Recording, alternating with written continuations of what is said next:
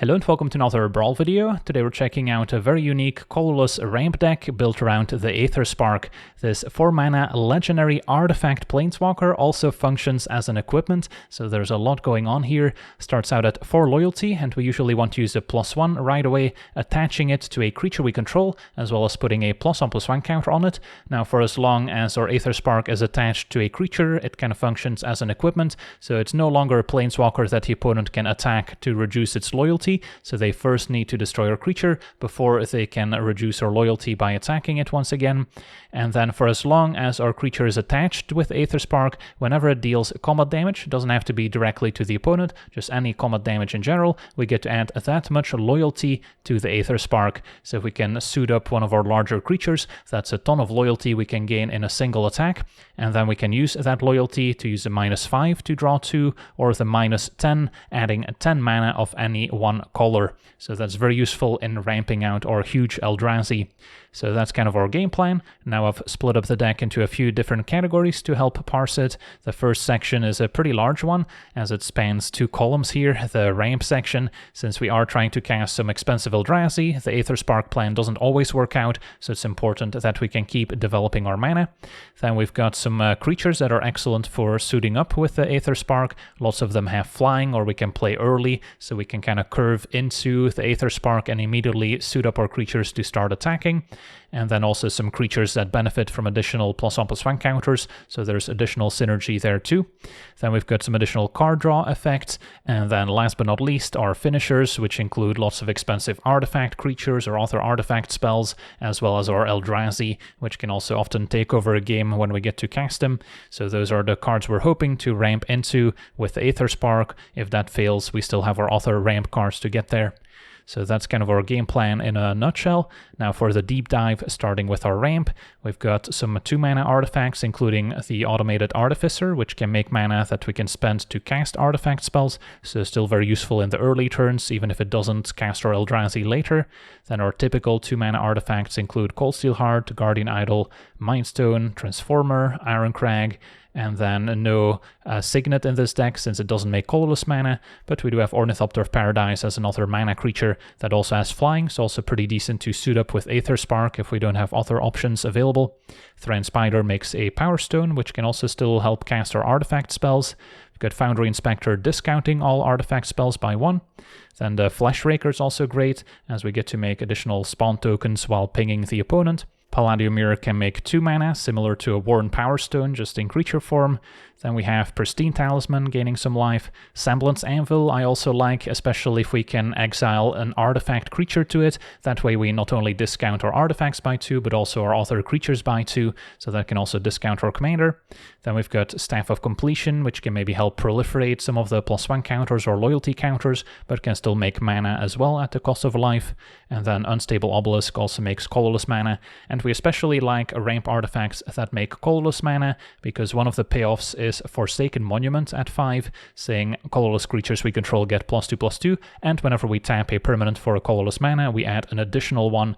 So that's much better if we have lots of artifacts that make colorless, as opposed to ones that make a mana of any color, since those won't synergize with a Forsaken Monument. And then whenever we cast a colorless spell, we also gain 2 life, and Forsaken Monument is often what we want to search up after sacrificing our Moonsilver Key, 2 to play, 1 to sacrifice, and then we get to search up one of our mana artifacts, including the Monument.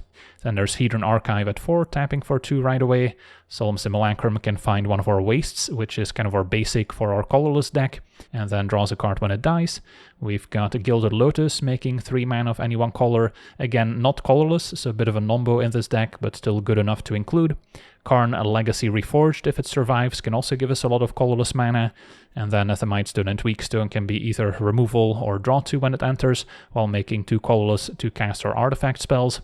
And then the Dreamstone Hedron can also make 3 mana for us. Then we take a look at some of our creatures.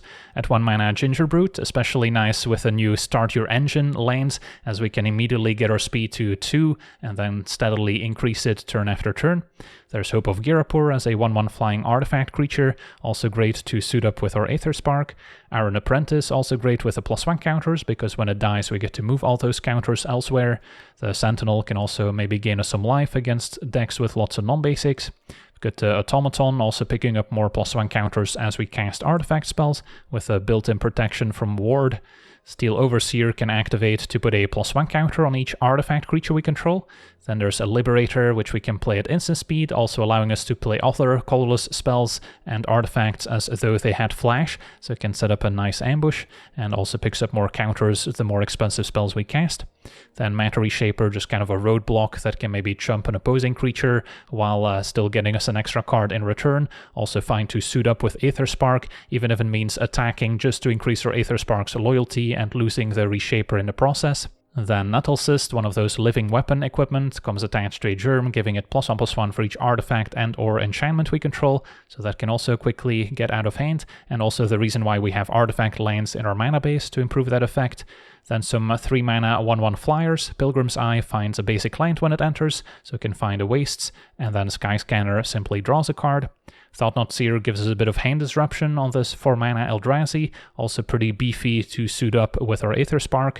And Traxos, speaking of beefy, a 7/7 trampling artifact creature, although it only untaps if we cast a historic spell, but that's pretty much any spell in our deck.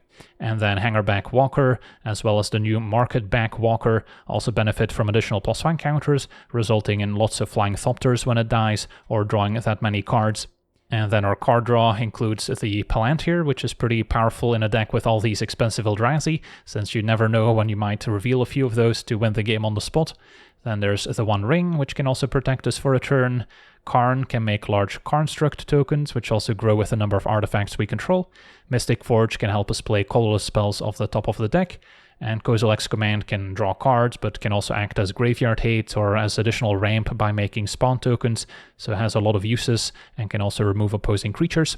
And then our finishers include Echoes of Eternities, a very fun colorless enchantment, one of the few Kindred cards on Arena, and this can help us double our triggered abilities of all our colorless permanents, as well as copying our colorless spells when we cast them, so we can end up with double the amount of permanents pretty much. And Nexus of Becoming can draw extra cards each turn, making 3/3 artifact creatures out of all our cards. We've got Ugin, the Ineffable, discounting all colorless spells by 2, can also be removal with a -3 or make additional spirit tokens. Wormcoil Engine can also be very powerful in some matchups. A 6/6 Death Touch with a lifelink, when it dies splits into 2, a 3/3 Death Touch and a 3/3 lifelink. We've got the Devourer of Destiny, nice to have in your opening hand, but still good to cast as it can exile an opposing non-land permanent that's at least 1 or more colors. Then there's a Sire of 7 Deaths with 7 different keywords from Foundations. We've got Cityscape Leveler, blowing stuff up when we cast it and when it attacks. Sundering Titan can blow up multiple lands when it enters or when it leaves the battlefield, and we don't have any lands that it can blow up ourselves, so it's going to be one-sided. Then there's Kozilek, the Broken Reality, letting us manifest a bunch of creatures onto the battlefield while drawing cards.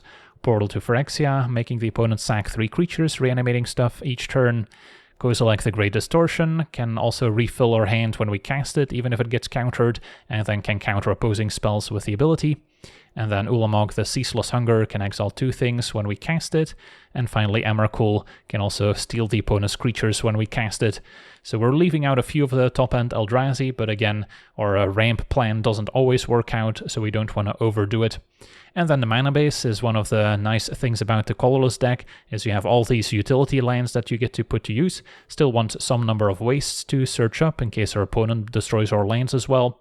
And then I've kind of split up the lands into 2 categories. The one on the right I deem to be the more important lands as opposed to the ones on the left. I especially like lands that have some use even without activating them. Just lands that enter, letting you Surveil 1 or Scry 1 for instance, are very useful in setting up in the early turns without really costing you any mana in activating them. And then plenty of creature lands, other ways to gain life or draw cards, so there's a lot of utility lands throughout. So yeah, that's our deck. Now let's jump into some games and see how the deck does. Alright, we're on the draw, facing a red-green werewolf deck. This hand seems a little too slow and fair. This is a bit better.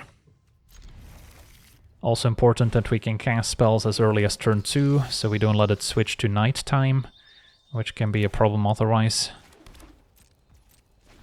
So Mind Stone into Talisman, set up Monuments, and then we just need the Curve Toppers.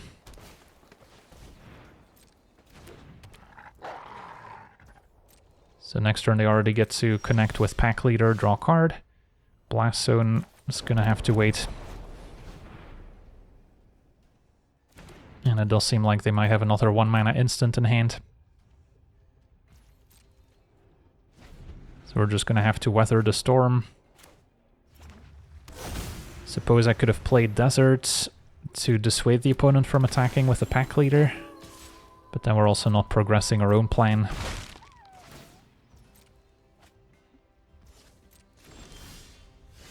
Okay. And then Talisman over Aetherspark. And then now I get to keep up Desert.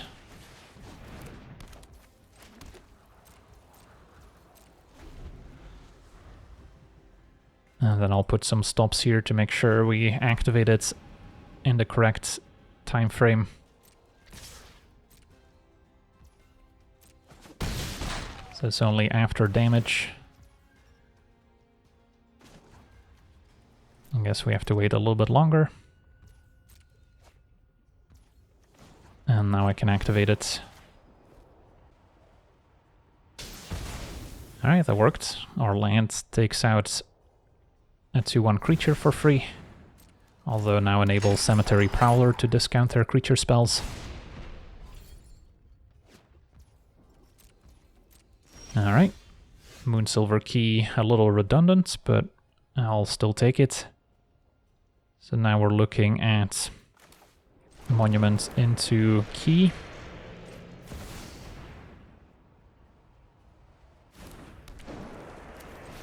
And then next turn we can search stuff up, play Aetherspark. While our opponent gets to draw more cards with Tovolar.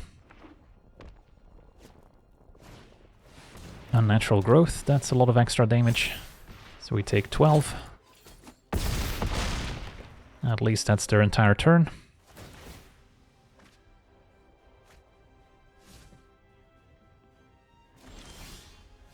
So what can we come up with?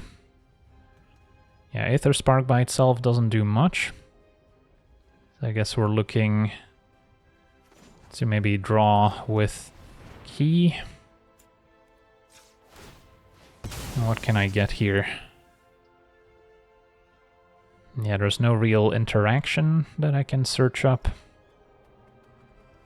I guess Mightstone's -5, so I guess that's not bad actually. Can play that, gain some life. Can try and keep our creature lands available. And then we're not gonna get to the City's Blessing just yet.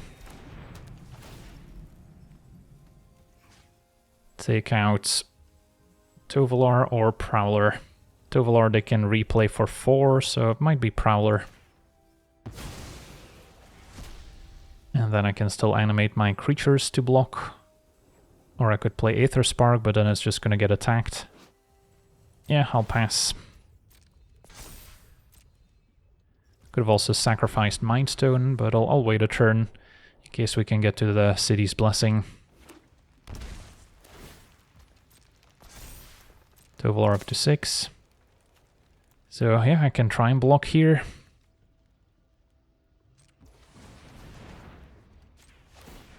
Since my creatures get pumped by the monuments.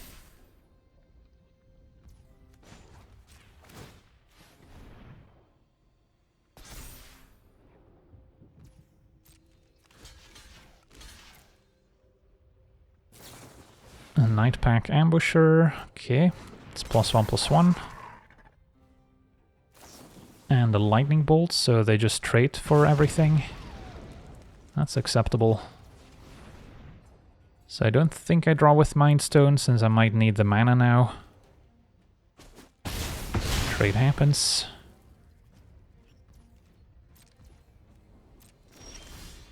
And Echoes of Eternity is pretty exciting. So we can cast that one.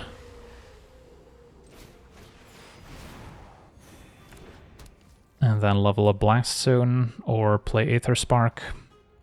Aetherspark, I get 2 copies, but of course it's still legendary. So I think we're just leveling a Blast Zone instead.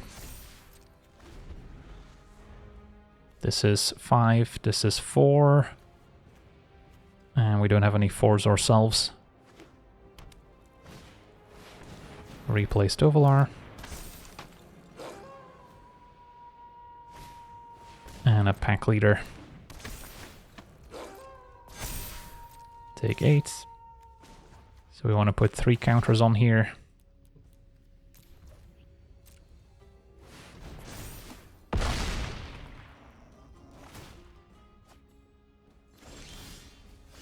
And find another creature land. Alright, so we have the City's Blessing. Good start there.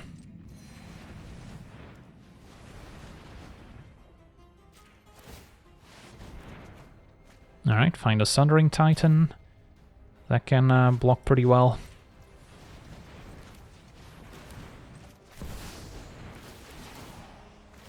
And get a copy from our enchantments, so sadly our opponent only has 2 mountains or forests, so there's only 2 lands to destroy.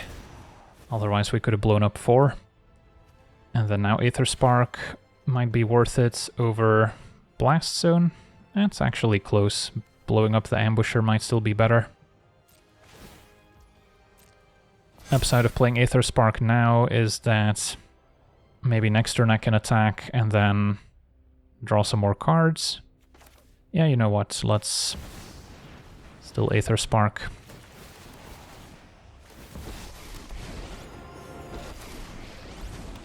And then is there an advantage to keeping one over the other? Probably keep the real one.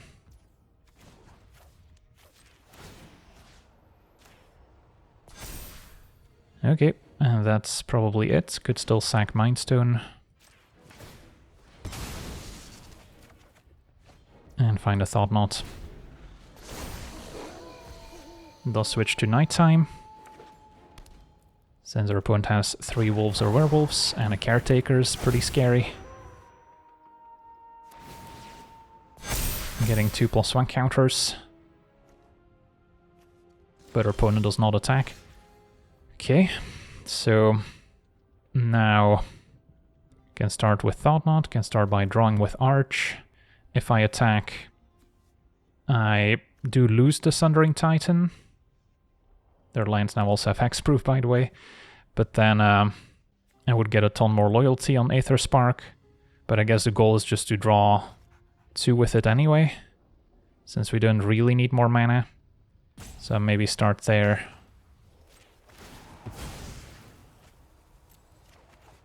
Back to command zone. Sentinel's not too exciting. So we'll draw with Arch.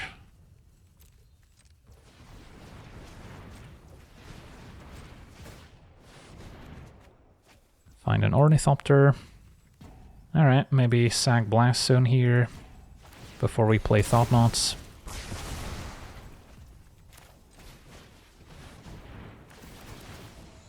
Those trigger twice at least. So we can take Arlen and Mayor. And then I guess second Thought Knot can take the rest. So that is pretty nice with the Echoes of Eternity. And then next could maybe Surveil one to set up our next draw a bit better.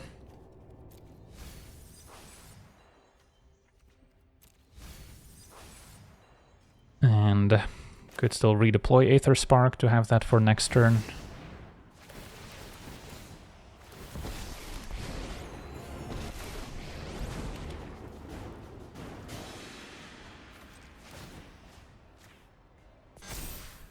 And get some more Sentinels.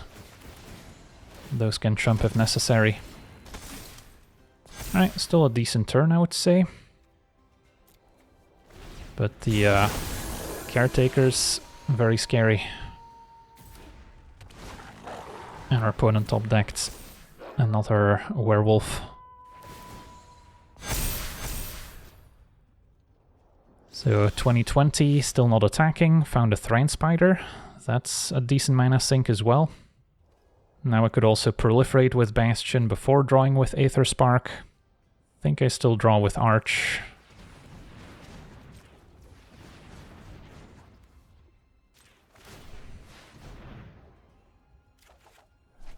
Alright, play this one to scry 1 twice. Matter Reshaper. Yeah, that's a reasonable top deck. I guess I cannot find it with Thrain Spider, but I can draw into it with Aetherspark. Just to trigger twice with Echoes.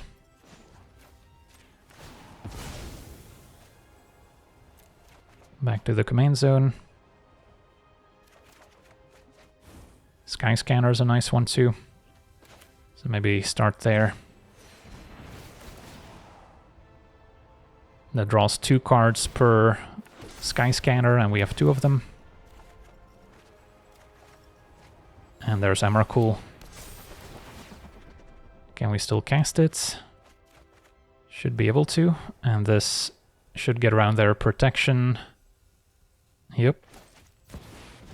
Okay, I think we found a way out.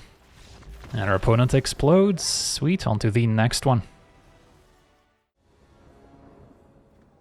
Okay, we're on the draw, facing Ajani, the Greathearted, so a +1 counter deck most likely. This hand's not perfect. Palantir also not at its best, since we're facing a more aggressive deck. This is at its best against control. But we do get to scry and scry again. So maybe we'll find some other ramp cards to bridge the gap towards our Wormcoil engine, which could be pretty strong if it doesn't get exiled. Turn 1 Mystic, and I'll already start scrying. Emrakul, I mean, if we can get to it, it probably wins us the game. Although 12 mana is a lot, so I think we're looking for ramp.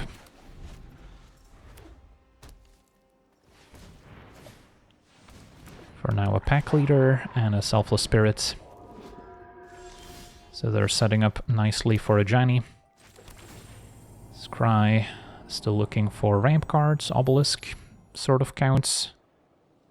So if I play Ornithopter this turn, next turn I could play Obelisk and a 2-drop, but don't have any of those left. Might still be better than Liberator. That way if they remove Ornithopter, I can still ramp Obelisk into Forsaken Monument, and that's how we can get to the late game. Hardened Scales is terrifying, but at least they can't play Ajani just yet. Alright, in that case, we'll try Obelisk.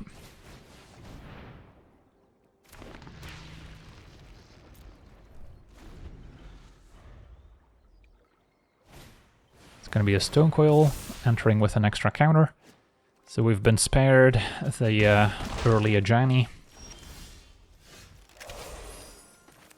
And we're going to try and get the most out of it. So if we play Monument, normally we would want to tap Ornithopter first, since this one doesn't get extra mana. But since we don't have a 2-drop to cast afterwards, getting extra power toughness on our blocker makes sense. And then next turn, we can hopefully get the rest of our cards in play. Now there's Ajani. This is still a lot of damage coming our way. One shy of lethal. I'll take it.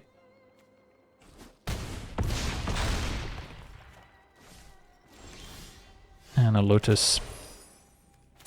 Okay, so step 1 is probably... I mean, I could Liberator, play Wormcoil at instant speed, which is kind of neat. So maybe that's what we try and set up, although then Aetherspark goes to waste a little bit. So we have 5, 6, 12, 13 mana. So I could go a Liberator into Lotus, into Wormcoil. Yeah, that's probably the play. And then hope to set up a decent block. Although, of course, they have Spirit that can be sacrificed. We'll gain some life off Forsaken Monuments. And what does Ajani do? Still minuses. So yeah, we may not be surviving this attack. And a Primal Might for 0. So, do I need that extra mana? Maybe not. Just to keep the opponent guessing.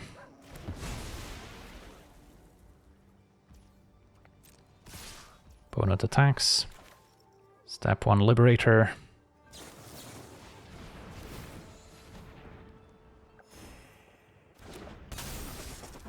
Then Lotus.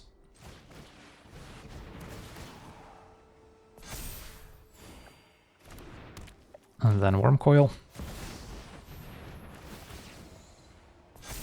Is that enough? We're at 7. Can gain 8. So let's say I block Elvish Mystic.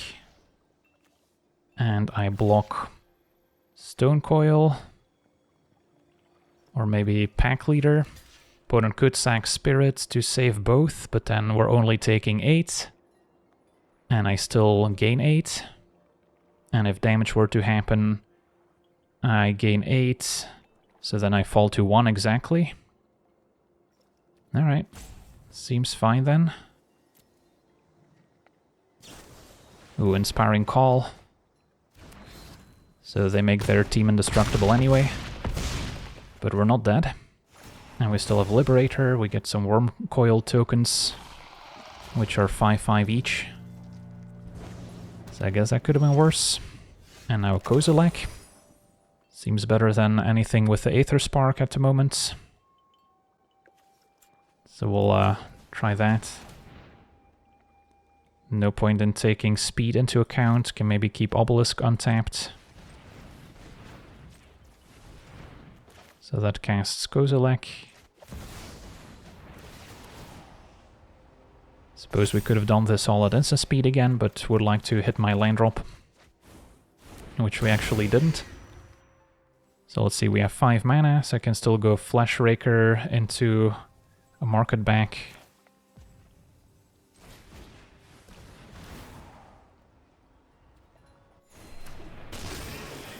And then am I in a position to attack? Not really. This does have Death Touch, I guess.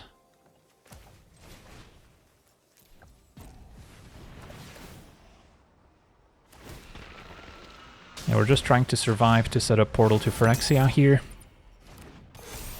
I've got a 3-drop to counter any 3-mana spells. Yeah, there's a bit of a risk here if our opponent can grow the Flyer while removing Liberator, because then I could die. But I think I still need to leave my Lifelinker back on defense. Alright, we'll see what happens. Opponent just gaining some life. Now do you see the benefits of peace? Once upon a time, that's acceptable.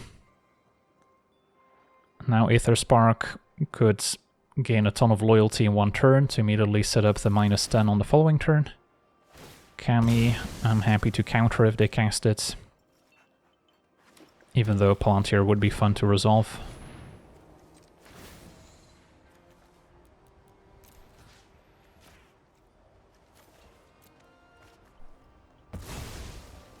Opponent does have both plains and forests, so Sundering Titan's also looking good. So here we basically want to incentivize our opponent in trading away one of their creatures, so we can set a portal to take care of the rest. So to do that, we could maybe attack Ajani with 2 of our creatures, in the hopes that they trade off for one of theirs. Of course, they could also chump with the Selfless Spirit and then sack it to save the team, but that still accomplishes our goal. So we can send in Liberator, and then, yeah, the Death Toucher seems fine, as opposed to trading away a Kozilek. Their Stonecoil Serpent does have reach, so it can block Liberator. I could potentially try and save it here by casting 2 expensive spells at instant speed. But maybe we'll just let damage happen, trade away for the Elf. And then now Portal can clean up.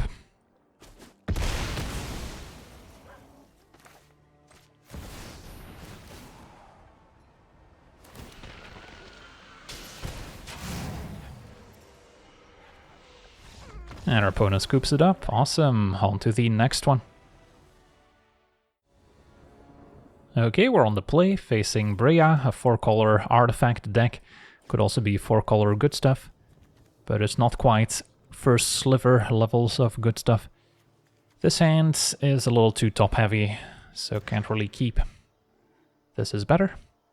Mystic Forge is a lot of fun if we can get it going, but important that we have some early acceleration. Archway's fun if you have like a Scry land or a Survey land to pick back up. Don't have one of those yet.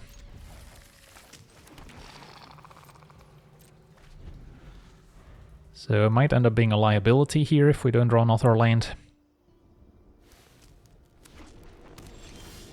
Alright, we did.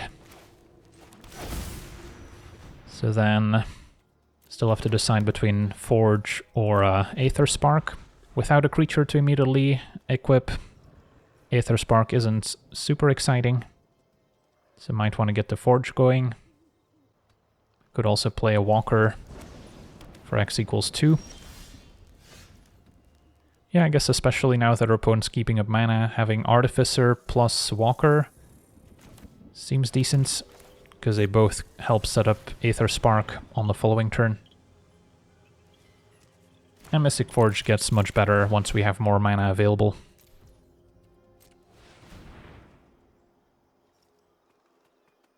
So our opponent might want to cash in their counterspell or removal here. They let it resolve. Alright, no removal. So maybe it was a counter, but they wanted to wait for something more impactful. But yeah, if they just keep up counterspell mana, we could also spend mana leveling up the Walker as opposed to playing into it.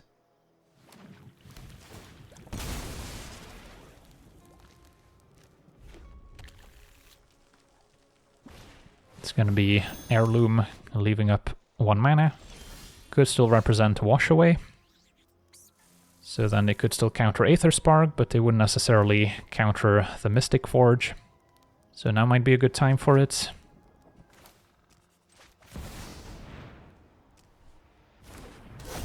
See the One Ring on top. I've heard that's a pretty good card. So probably okay drawing it, even though it's a little redundant with Mystic Forge being yet another card draw engine.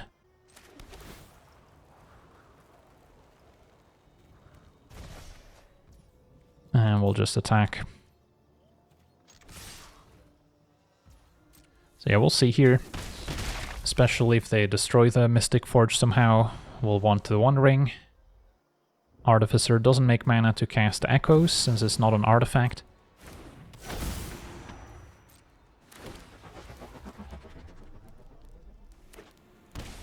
Opponent's still leaving up that blue mana, representing something like a Wash Away. So this might be the One Ring turn. Alright, Moonsilver Key, we can play off the top. Yeah, that seems like it's worth it. And now a Devourer. Could shuffle with Moonsilver Key or activate Mystic Forge. With Key, we're probably looking to get Forsaken Monument as usual. Could also play a Sky Scanner and then still activate Key in the opponent's turn if we want to draw the Devourer, which I don't really want to, although it is decent with Echoes of Eternity, so maybe it's still worth it. So yeah, we'll draw and then see what's on top, but most likely sacrifice Key.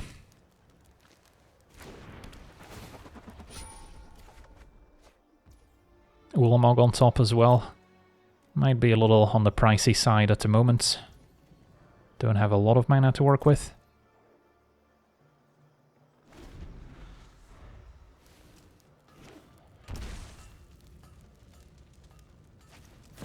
Alright, Synthesizer is pretty scary. And they can cast another 3-mana artifact here.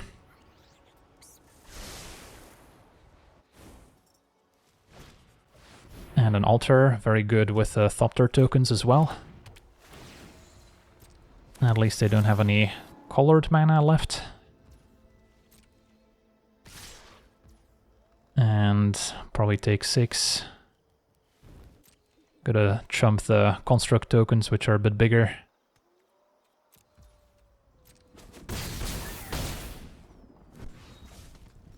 So I'll put some stops to hold priority. Search up monuments.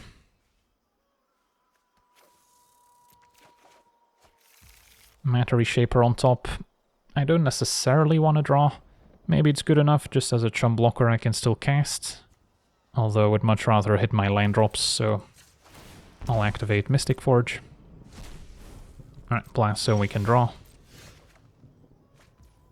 And Kozilek on top. So lots of goodies if we get to untap with Forsaken Monuments. So we can cast it.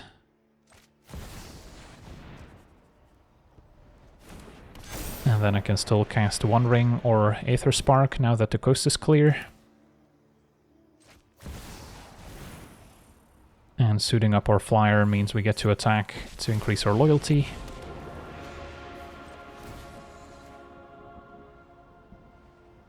So then they first need to get rid of my creature, and then attack my planeswalker to get rid of it. I guess our opponent can still activate Breya's ability by sacking stuff to altar to prevent the equip here. So that's what they're looking at. So that's going to cost them 2 artifacts total. But yeah, that might still be worth it.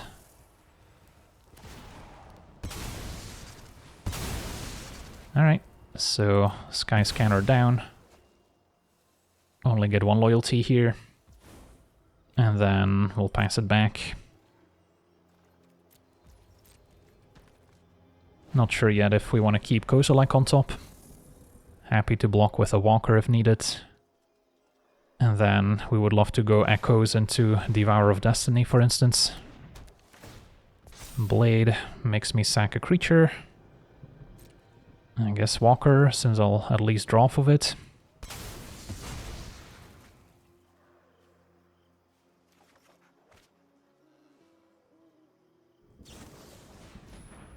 And then Path to Exile, exiling the Artificer. Alright, so that's gonna shuffle away Ulamog as well. But we do get to find a Wastes at least. So that's gonna deal with Aetherspark. Was kind of a distraction for the most part. Mirrex on top I'm happy to draw, so no need to use the Mystic Forge. Now they do have blue mana available for more counter spells. But Devour is a cast trigger. So can't counter that one, cannot counter Kozilek's cast trigger either. So I could go Echoes into Devourer of Destiny. Yeah, that seems worth it.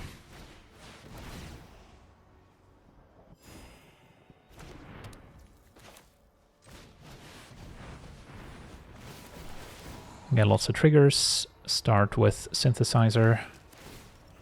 And Breya. Opponent's gonna Ephemerate Breya. Making more Thopters, which makes more mana with Altar.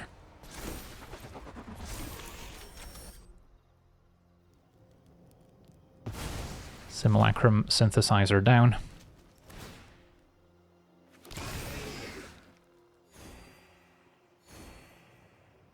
And then One Ring could protect us. Or we could go back to the Aetherspark. Yeah, maybe at 22 we should play it safe with the One Ring.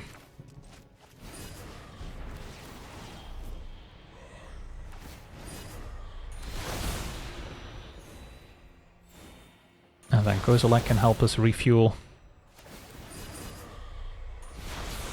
Now the One Ring is a bit of a nombo with Echoes when we start taking damage off of it. So it's a double-edged sword. For now, I think we are fine passing it back. Can always One Ring in the opponent's turn. Opponent can flicker Breya, which will grow their tokens. But now we don't need to worry about an attack.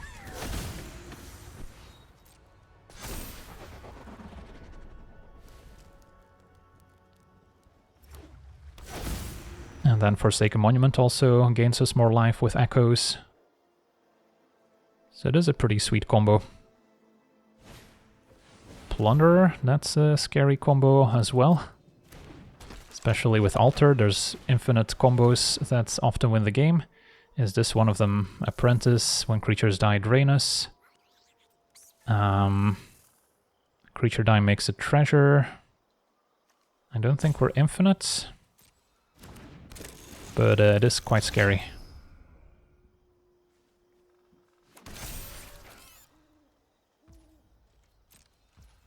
So we get to take our turn. I guess I'll draw with the One Ring.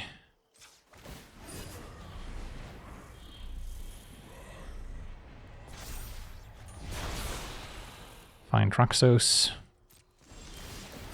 Can draw that one.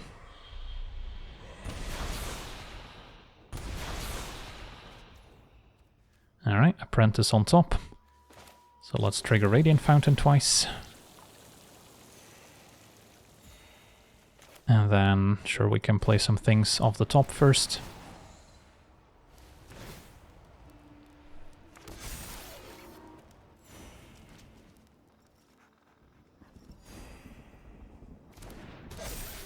And then now Kozilek might be the play.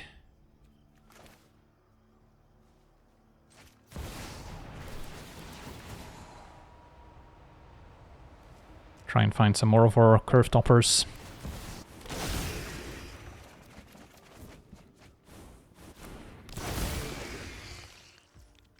Find Wormcoil, Liberator, we can play at instant speed as well. So might be fine to pass a turn, unless we want to keep going with the One Ring, which I don't think we want to at this point. Unless we want to do something with the Aetherspark. Yeah, I could suit up a Devourer. Although they can still block with a 10-10. So maybe it's not quite the move.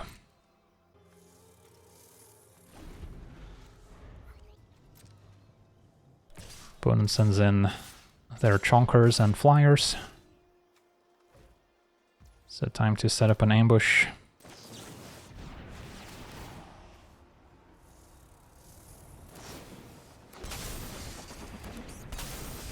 Nobody expects the Spanish Inquisition or the double Pilgrim's Eye at instant speed.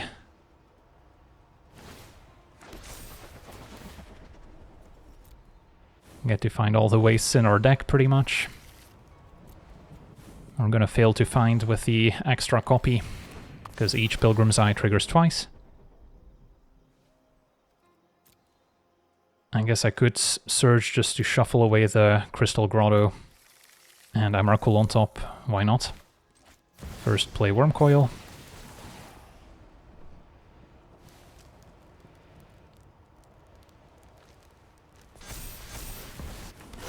Get two of those. And now we can block. So just fine to trade here. Could block with Kozilek, then Breya is up to some shenanigans. This way we keep it simple. Alright.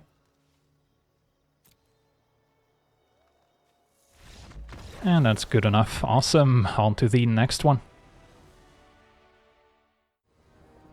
Okay, we're on the play. We have a very promising hand if we can get to Semblance Anvil. Facing Isshin, so kind of an aggressive attack trigger deck. Do need to find land number 3. Gingerbrute would have been great with one of the Start Your Engine lands. A land tax. Yeah, I'm not gonna sit around doing nothing, am I? I guess it is an option. We do have a Gingerbrute, our opponent doesn't. And I guess if we're patient and our opponent doesn't play a land, we would eventually draw land number 3. Opponent breaks their own land tax right away. So can attack and then still either play Key or Automaton. Would prefer pitching an artifact creature to the anvil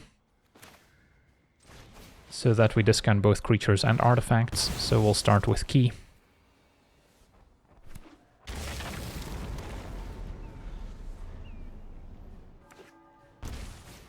And Adeline is next. At least doesn't immediately make a token. So go ahead and play Anvil. Pitching Automaton, even though could have played Automaton for free had I pitched some other artifact. And then next turn, Monument is going to be huge. Kozilek's commands a decent mana sink with Monument especially. But we're already under some pressure from Isshin. And Adeline triggering twice. Okay. So play Monument. And then now we can still Aetherspark.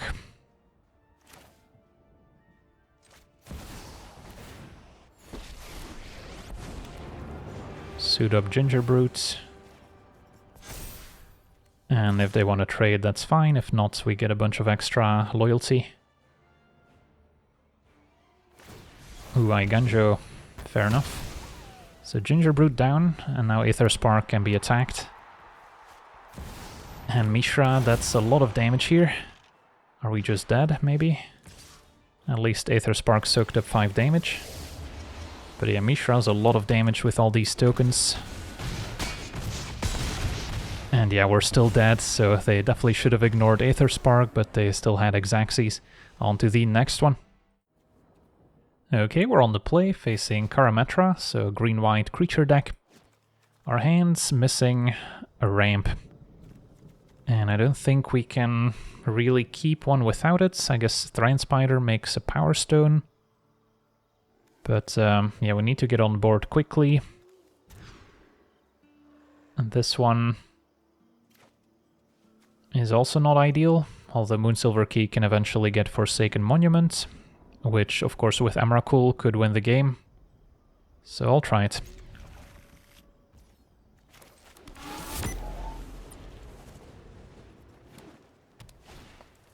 Opponent's got the turn 1 birds.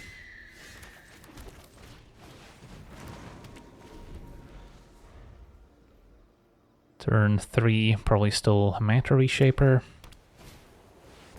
Opponent's got the tracker for card advantage. So, play Reshaper. Maybe next turn get our Monument if we have land 5 at the ready. If not, maybe Solemn get a Wastes.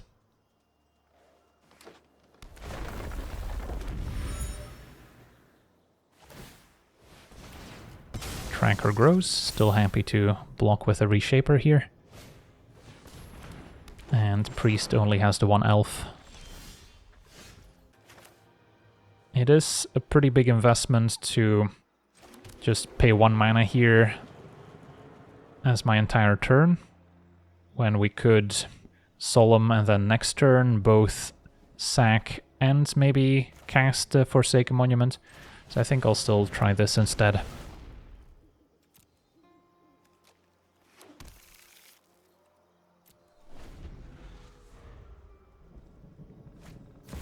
And there's Karametra.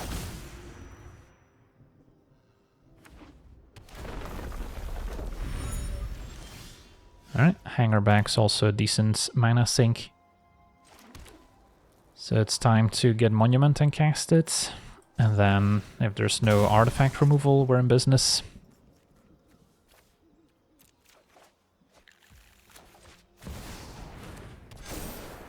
And now we can maybe afford to attack.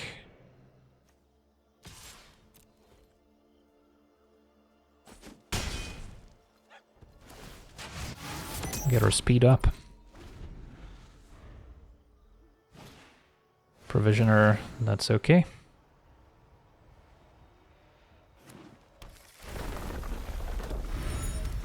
This one is an elf for Priest of Titania.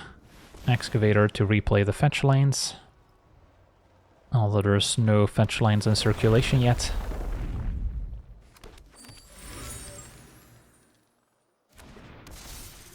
Karametra's active. And more landfall triggers. So I can still block Tireless Tracker. And our opponent's even if they sack 2 clues, would trade. So just Karametra getting in for 6. Can take it for now.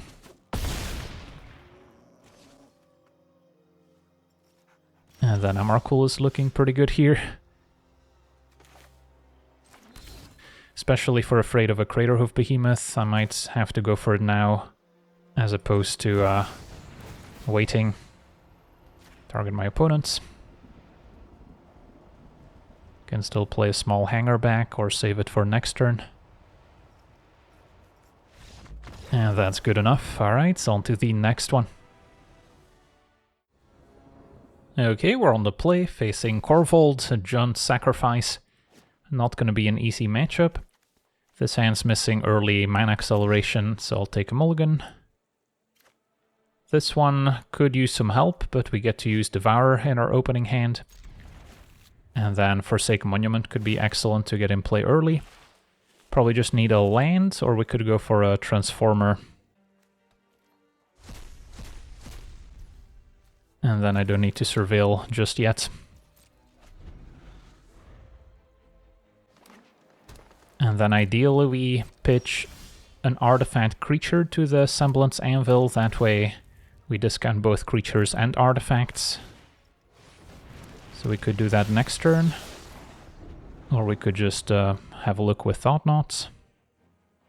If they can destroy my artifacts, I'm gonna regret just playing Anvil here. Because yeah, we could just go with Solemn and then cast Forsaken Monument on the following turn. If I Anvil pitching Solemn, then next turn I could play a 3 mana Monument and then still play Thought-Knot, so there's definitely upside here. Alright, let's try this.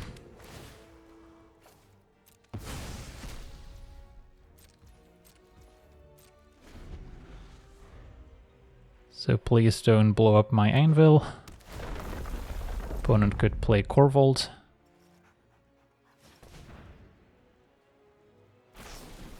A Regrowth triggers Lotus Cobra some more.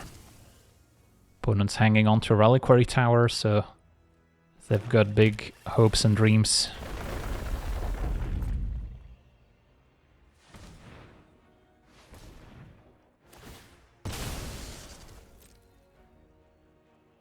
So fetch land is +2 mana.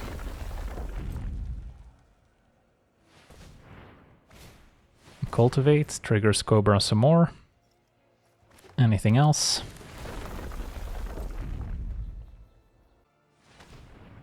Black mana, alright, so it looks like we get to untap here. And yeah, Forsaken Monuments, quite powerful. Probably want to play Thought-Knot before we play our commander.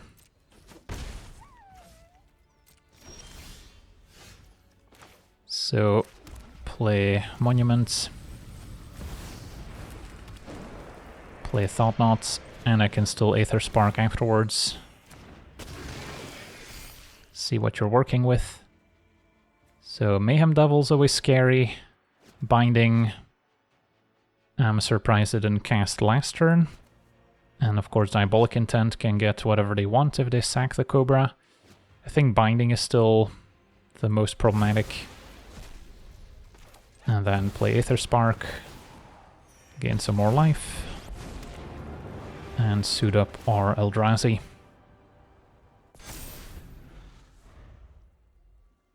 And Devour of Destiny can also exile stuff. So this was pretty much the perfect start. But our opponent also had a pretty good opening with Cobra and multiple ramp spells. Probably interested in just drawing 2 with the Aetherspark. So we can potentially draw into more Curve Toppers that we can just cast at this point. But if possible, we want to get a nice attack in first. Opponent might be forced to use their Diabolic Intent to find a different answer. For now, Mayhem Devil. And they could Carnage for 4, sacking a bunch of lanes. Just a Chromatic Lantern. And then you could still Diabolic Intent. 3 mana to plot the Carnage. Opponent passes. Obelisk is essentially free to play here. Actually still nuts us 1 mana. Cast Devourer. Between Cobra and Mayhem Devil, I think I still exile the Cobra, even though Mayhem Devil is a pretty good combo with a Pitiless Carnage. Cobra could give them more mana to set up a more explosive turn. And then no matter what, we get to deal 7 damage, so that's +7 loyalty. So we get to draw a bunch of cards and still have plenty of loyalty to work with. Our opponent chumps with Mayhem Devil, so maybe they misread the Aetherspark and thought it was when you deal damage to the opponents you get that much loyalty. But no, it's just combat damage in general. And our opponent scoops it up. Alright, on to the next one. Alright, we're on the draw, facing Chandra, Hope's Beacon, so a red Planeswalker control deck. So we would much rather ramp with artifacts than creatures, because those are just going to be toast. So this hand's not ideal. Wormcoil I kind of like in the matchup, since it's not easy for the red deck to deal with. Maybe it's still worth a shot, just because we have the Curve of Hope, Mindstone, suit up Hope with Aetherspark. So if they don't immediately take it out, we can maybe get an attack in. And we can already surveil Ugin. I don't think I can keep, since we need lands and ramp. At least no 1 mana removal.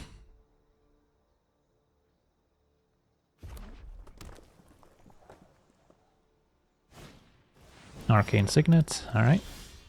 So we get to play our own ramp card. And don't really want to sack Hope of Garapor just yet.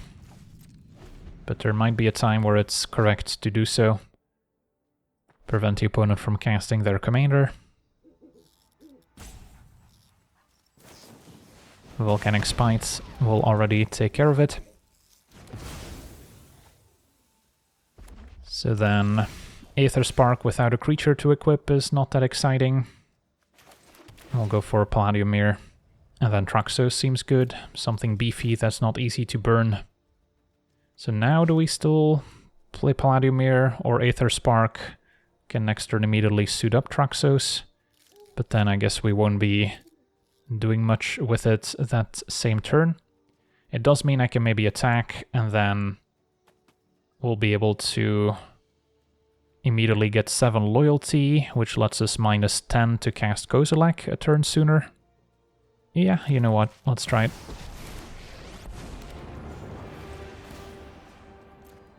I just feel like if we play Palladium Mirror, it's not going to do much for us.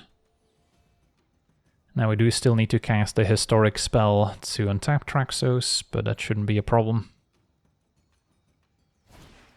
Alright, opponent's maybe just burning out the Aetherspark right now, with 2 removal spells. Alright, so that plan's gonna have to wait. Still cast Traxos, and then next turn we could play 6 mana Aetherspark still, untapping Traxos in the process.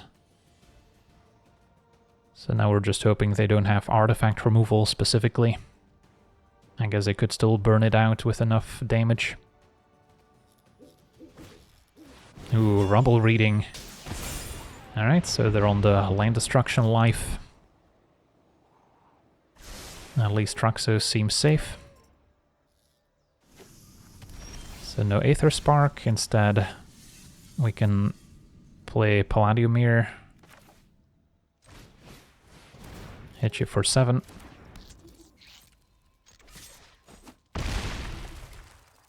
Possible Pilgrim's Eye was actually the safer bet, just because this way we don't need Palladium Mirror to survive in order to cast our Aetherspark next turn.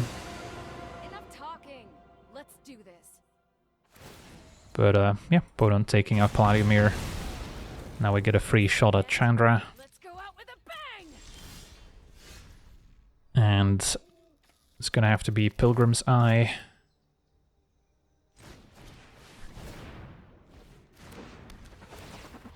And get a wastes.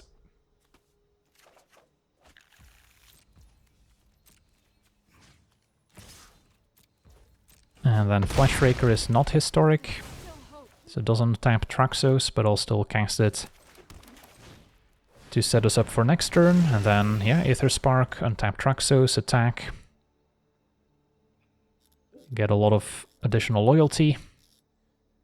And then we should be able to cast Kozilek on the following turn. 7 toughness, just enough to survive the 5 damage from Chandra. It's going to be a smashing success, which can destroy artifacts or lands. Alright, so we'll still have to wait. So now, do we still Aetherspark or do we Wormcoil? I feel like Wormcoil is more impactful. And then with the extra spawn, we can cast all sorts of spells next turn, including Sire. But yeah, opponent's definitely looking to blow up lots of lands by copying the land destruction with Chandra. Without Chandra in play, it's not too impressive. 4 mana blow up a land is pretty slow, especially in a format with lots of mana elves. So not sure how they plan to contain the Wormcoil engine. And there's a few more threats waiting for them. Yeah, Wormcoil can be hit or miss, but against mono red and mono green, it's where it shines. Opponent could have dealt 2 to each creature, but just gonna refresh their hands, hoping for more answers.